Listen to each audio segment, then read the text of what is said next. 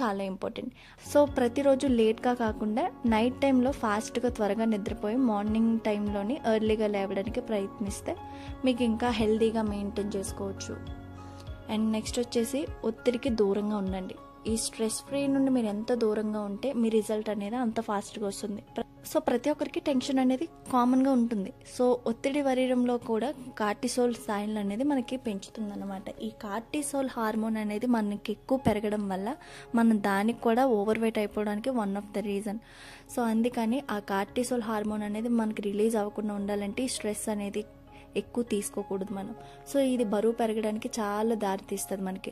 So ఒత్తిడి కారణంగా ఇతర సమస్యలకు కూడా మనం కారణమయ్యే ఛాన్సెస్ ఎక్కువగా ఉంటాయి. సో దీన్ని తగ్గించుకునేందుకు మీరు డైలీ కూడా వర్కౌట్స్, యోగా ఇట్లాంటివి మీరు చేస్తే కనుక దీనివల్ల ఒత్తిడి నుండి మీరు దూరం అవ్వచ్చు. సో ఇలాంటి చిన్న చిన్న టిప్స్ అనేవి మీరు పాటిస్తున్నప్పుడు మీరు ఎప్పుడైతే కనుక మీ బాడీకి సరిపడిన న్యూట్రిషన్, స్లీప్, రెస్ట్ ఇవన్నీ ఎప్పుడైతే ఇస్తారో అప్పుడు మీరు హ్యాపీగా హెల్తీగా ఉండడానికి మీకు సపోర్ట్ అవుతుంది.